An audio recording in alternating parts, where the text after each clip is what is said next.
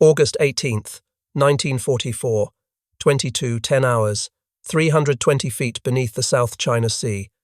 Lieutenant Commander Henry Munson adjusted the periscope, watching through the darkness with radar as the massive convoy approached.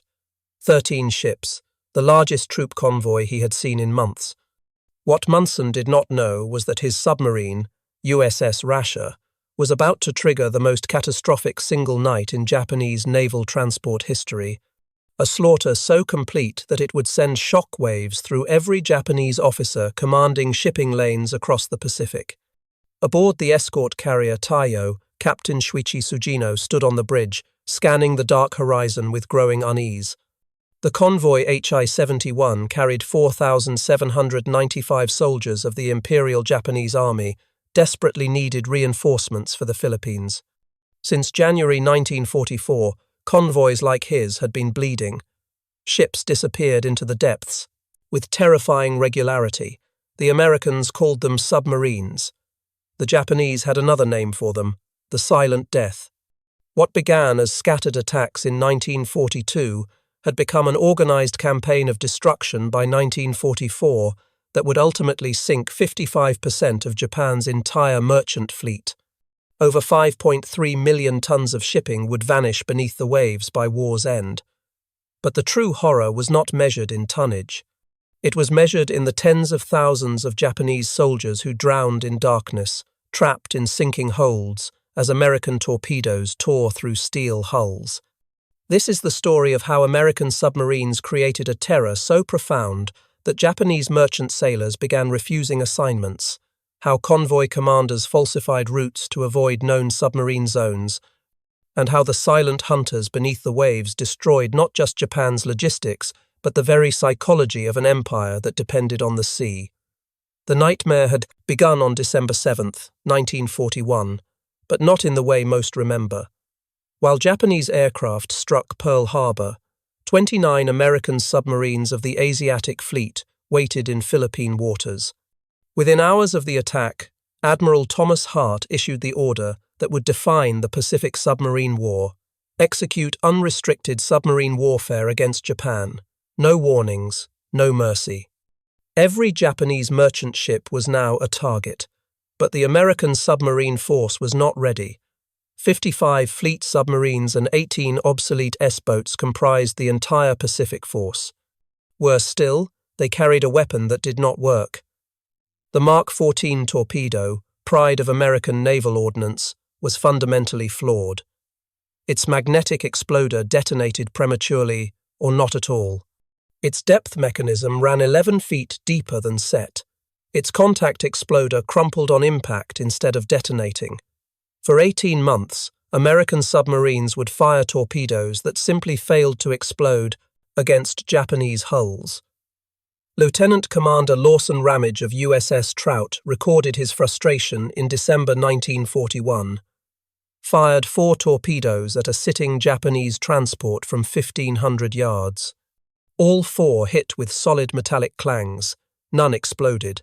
Watched helplessly as the ship sailed away undamaged. The sound of those non-explosions haunted every submariner. They called it the sound of betrayal. Japanese merchant officers in early 1942 sailed with confidence. Their military assured them that American submarines posed minimal threat. Japanese anti-submarine doctrine, developed in the 1920s and early 1930s, assumed submarines would be used against warships in fleet actions, not against merchant vessels.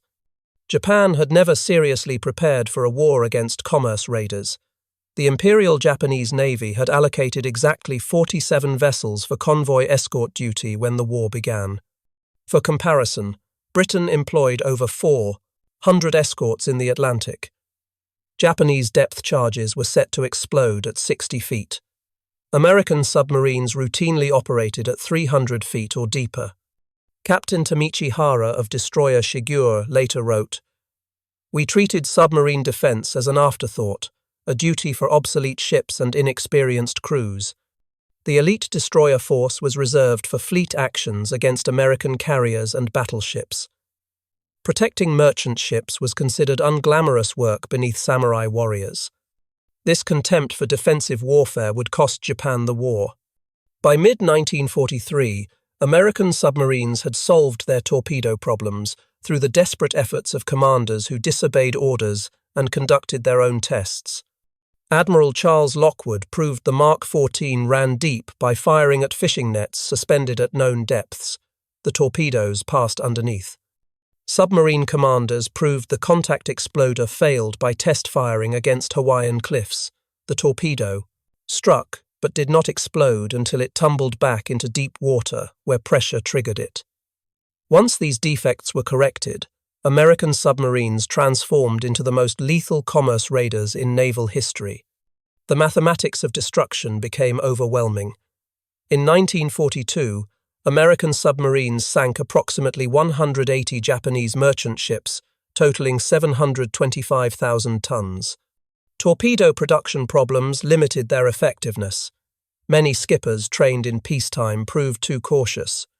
But as aggressive commanders replaced timid ones, as code-breaking provided convoy routes, as new construction delivered 40 submarines per year, the campaign intensified beyond Japanese capacity to respond. Aboard cargo ship Tatsuta Maru on February 8, 1943, Executive Officer Yoshio Nakamura wrote his final diary entry, "Radar contact, American submarine." This entry was recovered decades later when his diary washed ashore at Yokohama. USS Tarpon had fired 4 torpedoes. All 4 hit. Tatsuta Maru sank in 90 seconds, so fast that 943 passengers and crew had no time to reach lifeboats.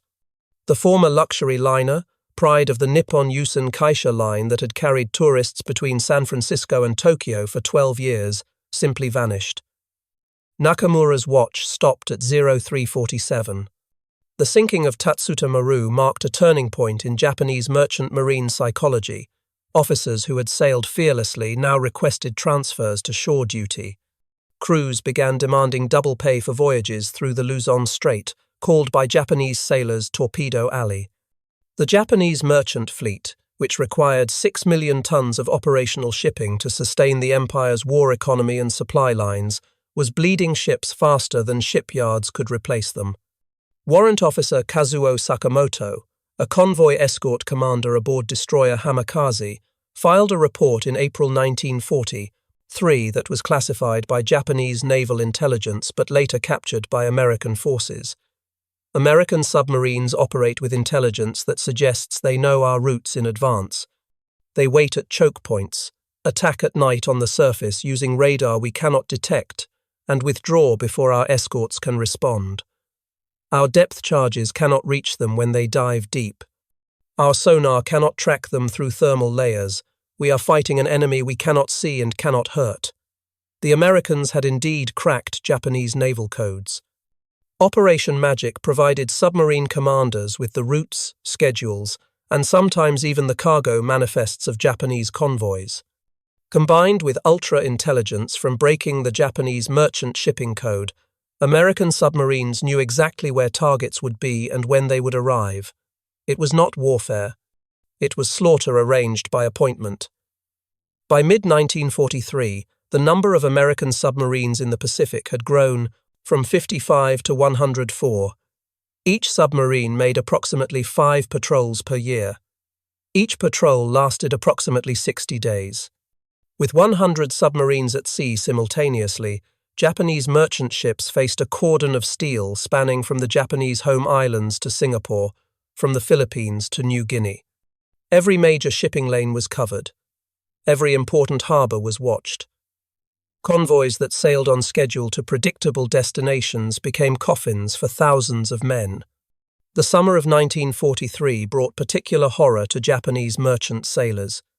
On July 23, transport Montevideo Maru, carrying over 1,000 Australian prisoners of war and civilians, was torpedoed by USS Sturgeon off the Philippines. The ship sank in 11 minutes. There were no survivors among the prisoners, though Japanese crew members abandoned ship successfully. The incident would become Australia's worst maritime disaster, though it remained unknown until after the war. American submarines had no way to distinguish prisoner transports from troop transports. Lieutenant Takeshi Nakao, a Japanese escort officer aboard destroyer Urakazi, kept a private journal that survived the war. August 1943. Lost 3 ships this week to American submarines. The convoys are becoming suicide runs. Merchant captains argue with my orders, insisting on routes that add days to voyages but avoid known submarine zones. I cannot blame them. Last month we lost 7 transports in the Makassar Strait. The Americans are everywhere and nowhere. We see their periscopes for seconds before torpedoes strike. By the time depth charges are ready, they have vanished into the deep. Our escorts spend hours dropping charges at empty water while survivors drown because we cannot stop to rescue them.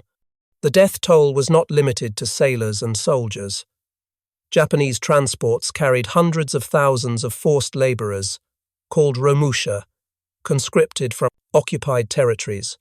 When transports sank, these laborers, locked in holds, drowned without any chance of escape. Additionally, Allied prisoners of war were being transported on unmarked ships called hell ships by survivors. When American submarines torpedoed these vessels, thousands of Allied prisoners died. Estimates suggest approximately 10,800 Allied prisoners of war died in submarine attacks during the Pacific War. The Americans had no way to know prisoners were aboard. Japanese vessels were not marked according to Geneva Convention protocols. By January 1944, Japan's shipping situation had become critical. The empire required 5.9 million tons of merchant shipping to maintain both the domestic economy and military operations. Actual available tonnage had fallen to 4.1 million tons. New construction could not keep pace with losses. January saw 112,000 tons sunk. February saw 217,000 tons sunk. March saw 167,000 tons sank. In March 1944, a document was circulated among Japanese merchant marine officers that would later be captured by American intelligence in Manila. The document, titled Analysis of Convoy Defense Failures, laid bare the catastrophic situation: American submarines attack with surface radar at night, a capability our escorts do not possess. They coordinate in wolf packs, something we believed only German U-boats could do. They have reliable torpedoes that explode on contact, unlike our Type 93, which often fails. Most critically, they receive intelligence about our convoy routes from unknown sources, allowing them to position in advance. Defensive measures have failed. Increasing escort strength does not decrease losses. Routing convoys through different areas only reveals new submarine patrol zones. The American submarine force is too large, too skilled, and too well informed for our countermeasures to succeed. Captain Yasuo Mori of the Ground Escort Force Headquarters wrote in his diary in April 1944, "We are losing this war one transport at a time. The Army demands reinforcements for the Philippines, for New Guinea, for the Marianas. Every convoy we send loses ships. Last week, the Takeichi convoy lost 4 transports to submarine attacks, killing over 4,000 soldiers. These were veteran troops from China, impossible to replace. The Americans do not need to invade if they can starve our garrisons and sink our reinforcements." The Takeichi convoy disaster of April 1944 demonstrated how thoroughly American submarines dominated Pacific waters. The convoy carried the 32nd Division bound for Mindanao and the 35th Division bound for Western New Guinea. On April 26, USS Jack torpedoed transport Yoshida Maru, killing 1,544 soldiers. On May 6, USS Gurnard sank transport Aden Maru, killing 350 troops. Later that day, USS Angler torpedoed Taijima Maru, killing 600 troops.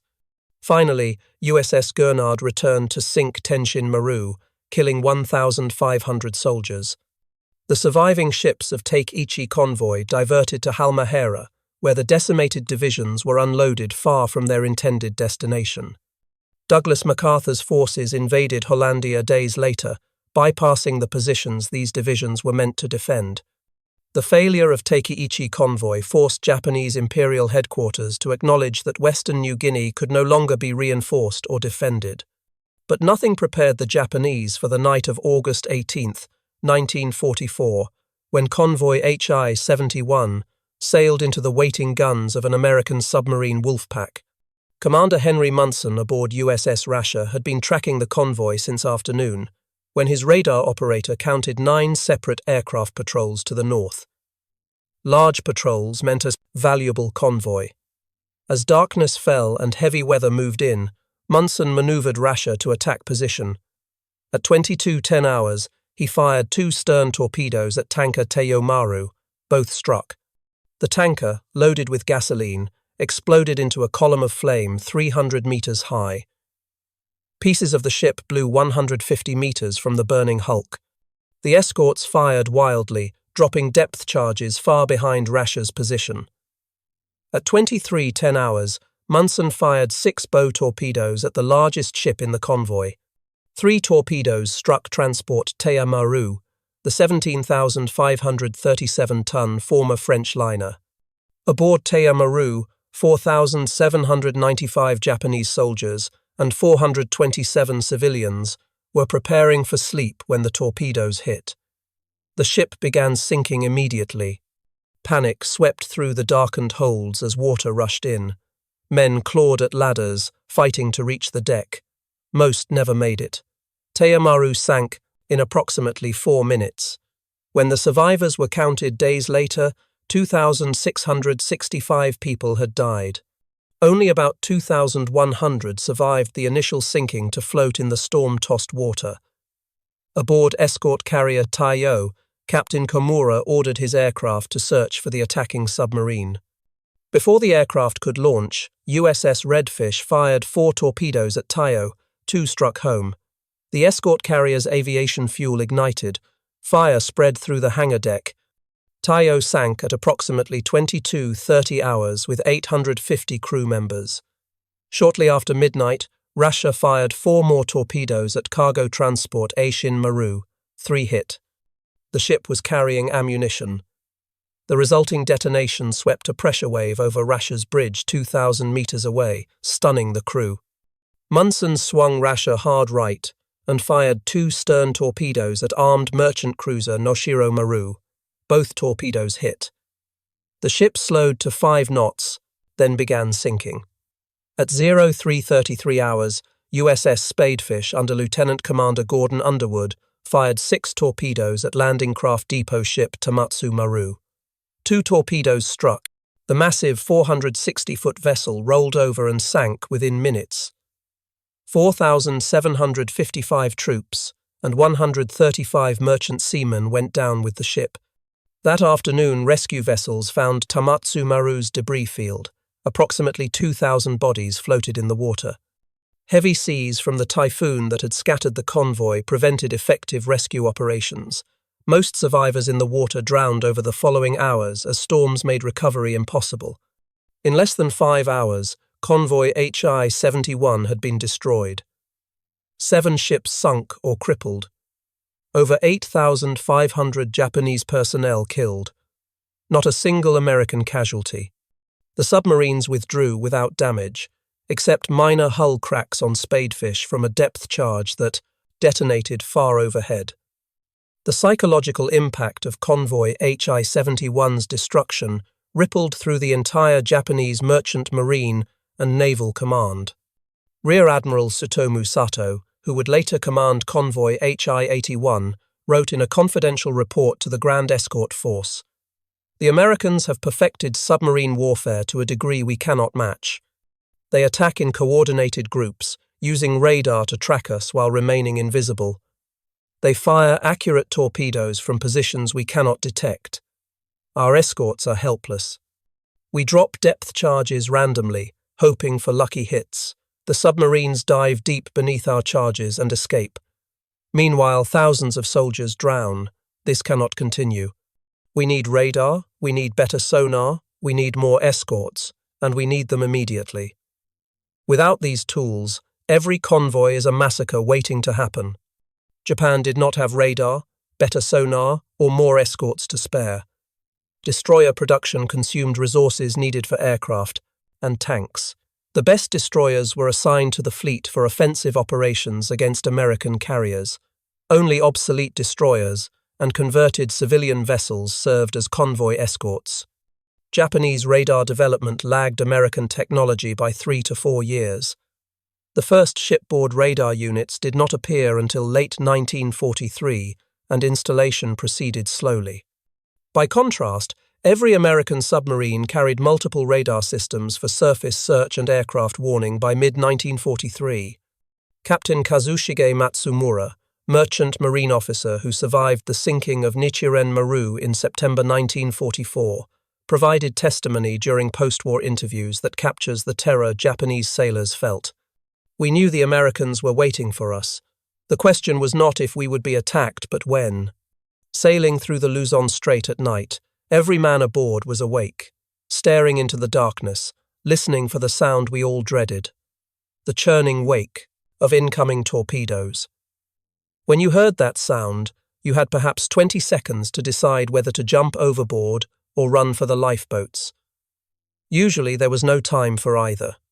The torpedo struck, the ship shuddered, and water rushed in. If you were below decks, you drowned. If you were on deck, you might survive, but only if the ship sank slowly enough for the lifeboats to launch. Most ships sank in minutes. The Americans used patterns of torpedoes, ensuring multiple hits. We called them the silent death because you never saw them coming. Just the sound of torpedoes in the water, then the explosion, then screaming and darkness. By late 1944, the situation had deteriorated beyond anything Japanese planners had anticipated. In November 1944, convoy HI-81 attempted to transport the 23rd Division from Manchuria to the Philippines. The convoy included escort carriers Shinyo and Akitsu Maru, destroyer Kashi, multiple escort vessels, and 3 landing craft depot ships, Shinshu Maru, Kibitsu Maru, and Mayasan Maru. The landing craft depot ships alone carried 4,500 soldiers. On November 17, 1944, USS Queenfish fired 4 torpedoes at Akitsu Maru. 3 torpedoes hit. The escort carrier sank in 3 minutes. 2,150 men died, mostly soldiers of the 23rd Division who were trapped below decks. Hours later, USS Pikuda torpedoed Mayasan Maru. The landing ship exploded and sank with 3,437 men killed. The following night, USS Spadefish attacked the convoy again, torpedoing escort carrier Shinyo. 4 torpedoes hit. The carrier caught fire and sank with 1,130 Japanese sailors. Also lost was submarine chaser number 156, destroyed with all hands. Over 4 days, convoy HI-81 lost 4 major vessels and nearly 7,000 Japanese killed. The convoy turned back to Shanghai, reformed with replacement escorts, then split into 2 groups. One group eventually reached Manila on December 2nd, the other reached Singapore on December 4th. But the 23rd Division, already decimated by sinkings, arrived without most of its heavy equipment, artillery, and supplies. The division would fight in the Philippines as light infantry, lacking the weapons needed for effective combat. Japanese military leadership could no longer deny the catastrophic effectiveness of American submarines. In December 1944, Army General Yoshijiro Umezu submitted a report to the Imperial War Council that concluded, "Submarine attacks have rendered seaborne reinforcement of our defensive positions impossible. The Philippines cannot be adequately reinforced. The oil fields of the Dutch East Indies cannot supply fuel to the homeland because tankers are sunk faster than they can be replaced. Strategic raw materials from Southeast Asia accumulate in warehouses because transport ships no longer arrive. The American submarine campaign has strangled our war economy. Without imported oil, our aircraft cannot fly, our warships cannot sail, our industries cannot produce. We are being defeated not by superior force, but by superior strategy." The statistics supported this grim assessment. Japan began the war with 6.4 million tons of merchant shipping. By the end of 1944, only 2.1 million tons remained operational. New construction during the war added 3.9 million tons, but losses exceeded 8.9 million tons by war's end. American submarines accounted for approximately 55% of these losses. Carrier aircraft and mines accounted for most of the rest. By early 1945, Japan's merchant fleet was effectively destroyed. Shipping capacity fell below the 2 million tons required to feed the Japanese population. Starvation became a real possibility for Japanese civilians. By summer 1945, the human cost was equally staggering. Conservative estimates suggest that American submarines killed at least 97,342 Japanese soldiers in transport sinkings during the Pacific War. This exceeds American combat deaths inflicted by the Marine Corps and Army combined during the entire Central Pacific drive from Tarawa in November 1943 to Iwo Jima in February-March 1945. Additional tens of thousands of merchant sailors, civilian workers, and forced laborers died in the same attacks. The true total may exceed 150,000 deaths directly attributable to submarine warfare. For Japanese sailors and soldiers ordered to board transports, the voyage became a death sentence. Survivors of submarine attacks reported nightmares for years afterward. The sound of torpedoes striking hull plates, the screaming of trapped men as compartments flooded, the darkness and confusion as ships capsized, the hours spent floating in oil-slicked water, hoping for rescue that often never came. These memories haunted those who survived. Ensign Haruki Ito, who survived the sinking of Mayasan Maru by clinging to debris for 18 hours before being rescued, described the experience in a 1978 interview. The torpedo hit sounded like a massive hammer striking an iron plate. The ship lurched violently. Men fell down ladders, crushing those below. Water rushed into the hold. The emergency lighting failed immediately. In complete darkness, thousands of men tried to reach the deck. Most could not find the ladders.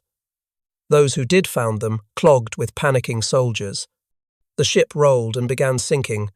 I was on deck when the torpedo struck, which saved my life. I jumped into the water and swam away from the ship. She sank in approximately 2 minutes. The suction pulled men underwater. I heard them screaming. Then silence.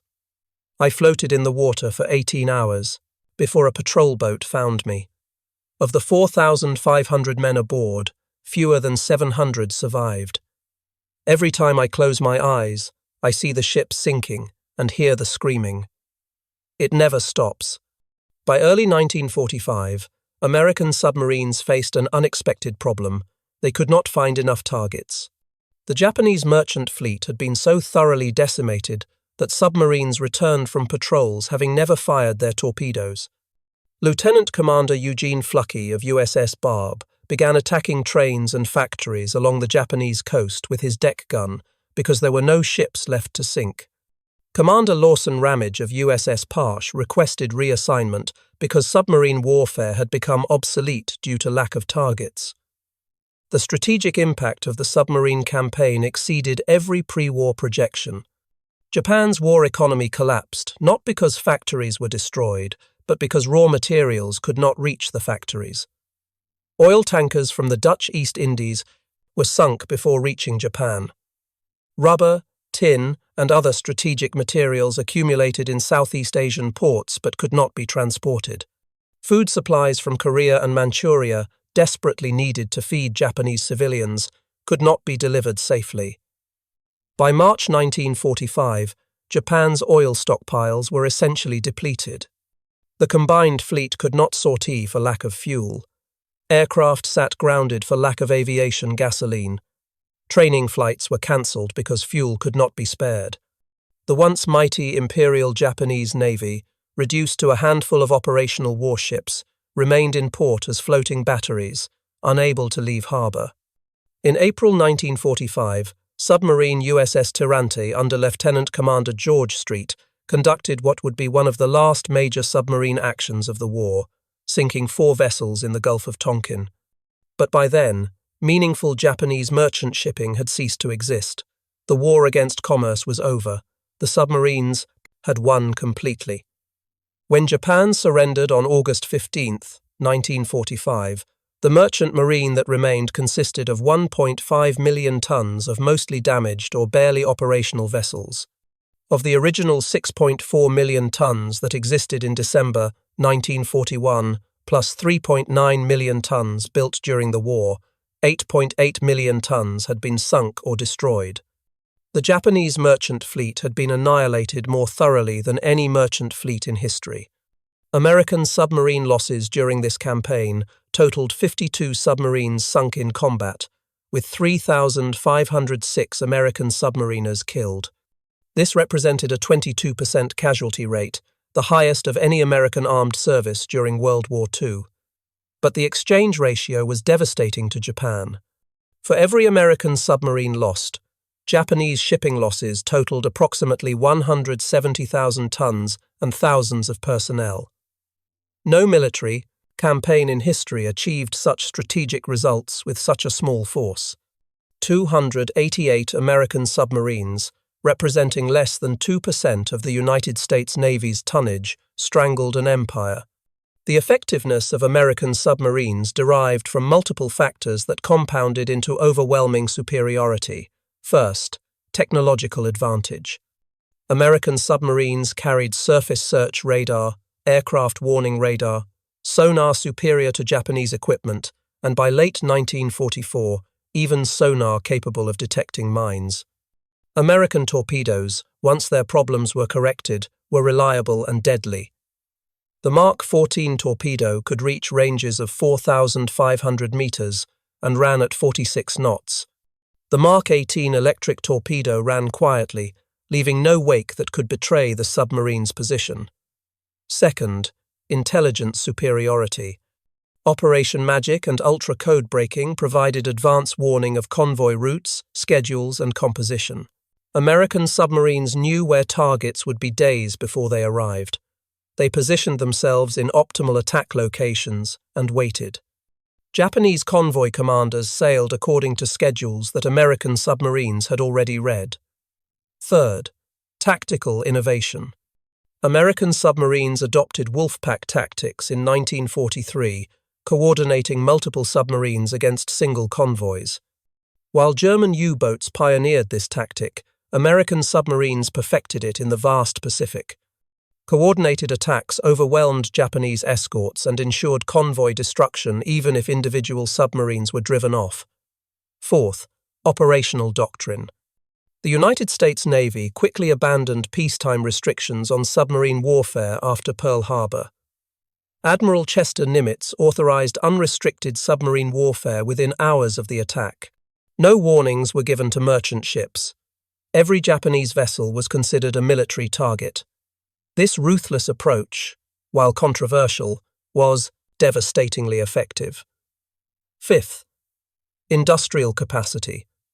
American shipyards produced 228 submarines during World War II, replacing losses and expanding the force continuously. By contrast, Japan built fewer than 176 submarines during the same period and used them primarily against warships rather than merchant vessels. Japanese submarines, despite excellent torpedoes and advanced technology, sank only approximately 1 million tons of Allied merchant shipping during the entire war. American submarines sank over 5 million tons of Japanese shipping in the same period. Finally, crew quality. American submariners were volunteers, extensively trained, and highly motivated. Rest and recuperation policies between patrols prevented combat exhaustion. Submarine duty offered better pay and better living conditions than surface ships. Competition for submarine assignments was intense. By contrast, Japanese merchant marine crews by 1944 included impressed sailors, poorly trained recruits, and officers who requested transfer to any position other than convoy duty. The cumulative effect of these advantages created a system of destruction that Japan could not counter. Japanese officers understood the problem intellectually. Captain Atsushi Oi of the Imperial Japanese Navy wrote a post-war analysis titled "Why Japan's Anti-Submarine Warfare Failed" that identified every major deficiency. But understanding the problem and solving it were different matters. Japan lacked the industrial capacity to build the hundreds of escorts needed. Japan lacked the technological base to develop radar and sonar equivalent to American systems. Japan lacked the cultural flexibility to shift from offensive fleet warfare doctrine to defensive convoy protection. Most critically, Japan lacked time. By the time Japanese naval leadership recognized the catastrophic nature of submarine warfare, the merchant fleet was already destroyed. For the Japanese merchant mariners who survived the war, the memory of American submarines remained vivid decades later. In a 1987 reunion of Japanese merchant marine veterans in Tokyo, survivor testimonies revealed the psychological scars that never healed. Former Captain Takeshi Yamada, who survived 3 separate submarine attacks, described his nightmares. "I am 82 years old. The war ended 42 years ago. But every night I dream of the submarines. I am on the bridge of my ship watching the water. I see the periscope break the surface. I hear the sound of torpedoes launching. I try to turn the ship, but I move in slow motion. The torpedoes hit. The ship shudders. Men scream. Then I wake up. For 42 years, the same dream. The Americans were ghosts. We never saw them, except for brief glimpses of periscopes. But they were everywhere, always watching, always waiting. We lived in terror of the silent death. Another survivor, former engineer officer Kenji Matsumoto, who was rescued after the sinking of transport Asama Maru in November 1944, recalled the moment his ship was hit. "We were 60 miles south of Formosa when the torpedoes struck. I was in the engine room. The impact threw me against the bulkhead. Water rushed in. The lights failed. In darkness, I felt my way to the ladder. Men were climbing over each other, crushing the weak and injured. I made it to the deck. The ship was listing heavily to port. I jumped into the water. Oil covered the surface. When I opened my eyes, oil burned them. I swam away from the ship as best I could. Behind me, I heard men still trapped aboard screaming as the ship went down. I floated for 6 hours before being rescued. Of the 600 men aboard, 184 survived. The American submarine that killed us disappeared. We never saw it. Just the sound of torpedoes, the explosion, the screaming, then silence, the strategic implications of the submarine campaign extended beyond simple tonnage figures. American submarines forced Japan to adopt convoy systems that drastically reduced shipping efficiency. Ships waiting to form convoys sat idle for days or weeks. Zigzag routes designed to avoid submarines added days to voyages. Slower convoy speeds reduced the number of trips per year each ship could make. Combined with actual sinkings, these inefficiencies reduced Japan's effective shipping capacity by approximately 60%, even for ships that survived. Moreover, submarine warfare diverted Japanese resources from offensive operations to defensive convoy protection. Destroyers that could have escorted carrier task forces instead protected merchant convoys. Aircraft that could have struck American bases instead flew anti-submarine patrols. Radar systems that could have warned of American bomber raids instead searched for submarines. The psychological burden of defending against an invisible enemy that struck without warning consumed Japanese military planning throughout the last 2 years of the war. Perhaps most significantly, submarine warfare made Japanese defensive strategy impossible to execute. Operation Show, Japan's plan to defend the Philippines, required massive reinforcement of garrison forces. American submarines prevented these reinforcements from arriving. The Battle of Leyte Gulf in October 1944 was fought with Japanese forces in the Philippines, significantly weaker than planned because submarines had sunk the transport convoys carrying reinforcements. Japanese defensive positions throughout the Pacific Islands suffered from inadequate supplies and undermanned garrisons because submarines interdicted the supply lines. General Douglas MacArthur's island-hopping strategy succeeded partly because Japanese garrisons were isolated, undersupplied, and unable to receive reinforcements. American submarines created this isolation. Every bypassed Japanese garrison that withered on its island while MacArthur advanced toward Japan was a garrison that submarines had cut off from support. The strategic bombing campaign against Japanese cities succeeded partly because Japanese fighters lacked fuel to intercept American bombers. Submarines had sunk the tankers that would have brought oil from the Dutch East Indies to Japanese refineries. The American submarine campaign against Japan was the most successful commerce destruction operation in naval history. German U-boats in the Atlantic sank 14 million tons of Allied shipping, but failed to strangle Britain. British submarines against German commerce were hampered by Germany's land connections to European resources. Japanese submarines focused on warships rather than merchant shipping and achieved minimal impact. Only American submarines succeeded in completely destroying an enemy's merchant fleet and crippling an enemy's war economy through commerce warfare alone. The legacy of this campaign shaped post-war naval doctrine worldwide. The United States Navy, recognizing submarine effectiveness, made nuclear submarines the centerpiece of Cold War naval strategy. The Soviet Union, studying American Pacific submarine operations, built the world's largest submarine fleet. Modern naval warfare doctrine assumes that submarines will dominate commerce warfare in any future conflict. The psychological impact of invisible hunters that strike without warning and then vanish remains fundamental to submarine warfare theory. For Japan, the submarine campaign produced a national trauma that influenced post-war maritime policy. The Maritime Self-Defense Force, Japan's post-war navy, placed enormous emphasis on anti-submarine warfare. Japanese technical expertise in sonar and anti-submarine systems became world-leading. The memory of losing 8.8 million tons of shipping and over 100,000 lives to submarines created a cultural determination that such vulnerability would never exist again. In 1995, on the 50th anniversary of war's end, a memorial was dedicated in Tokyo to Japanese merchant mariners who died during World War II. The memorial wall lists 60,000 names of merchant sailors killed in the war. Most died in submarine attacks. The inscription reads, "They sailed into danger, knowing death awaited them. They served their nation faithfully until the sea claimed them. Their sacrifice must never be forgotten." Among the names on that wall are the thousands who died in the Great Convoy disasters. The 4,755 men of Tomatsu Maru sunk in minutes by USS Spadefish. The 2,665 people aboard Teiya Maru, torpedoed by USS Rasha. The 3,437 soldiers of Miyasan Maru, destroyed by USS Pikuda.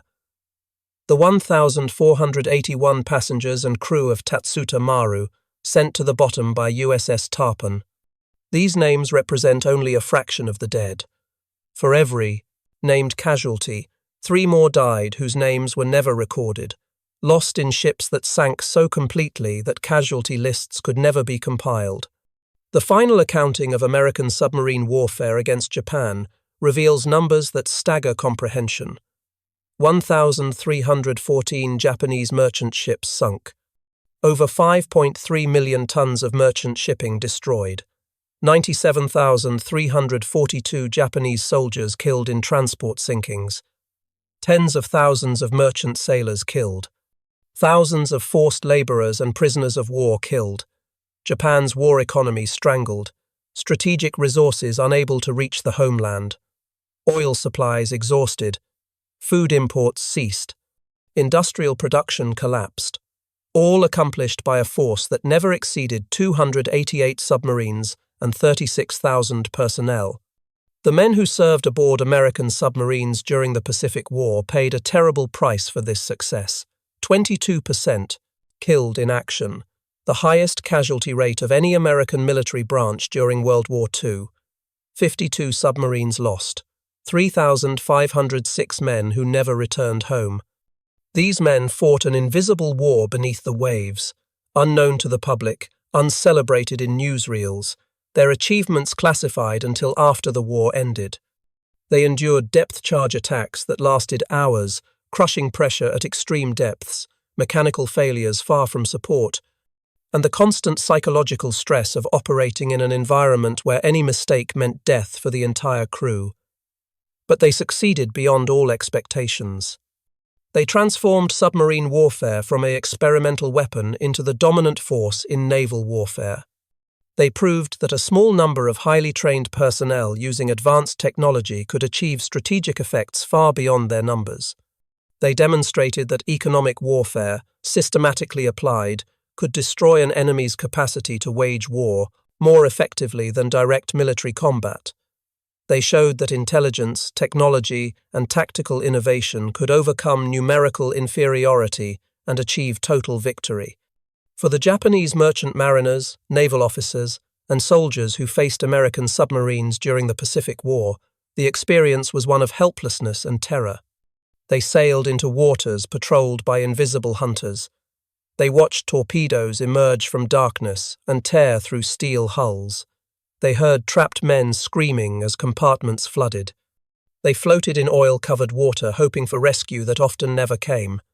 And they continued to sail because duty demanded it, even as fear consumed them. The Japanese feared American submarines more than anything else, because submarines represented a threat they could not counter, could not see, could not predict, and could not escape. Against this invisible, omnipresent threat, Japanese sailors and soldiers were helpless. They could only sail forward and hope to survive. Most did not. The Silent Death, as Japanese sailors called American submarines, claimed more Japanese lives than any weapon system in the Pacific War, except aerial bombing. It destroyed Japan's capacity to sustain its empire, isolated Japanese garrisons across the Pacific, and strangled Japan's war economy. 60 years after war's end, survivors still woke screaming from nightmares of torpedoes striking their ships. American submarines did not just sink ships. They sank Japan's ability to wage war and the confidence of every Japanese sailor who watched his ship disappear beneath the waves. The fear was not of dying in battle, but of dying helplessly, trapped in a sinking hold, drowning in darkness while an invisible enemy escaped untouched. That fear explains why Japanese sailors called American submarines the weapon they feared more than anything else in the Pacific War.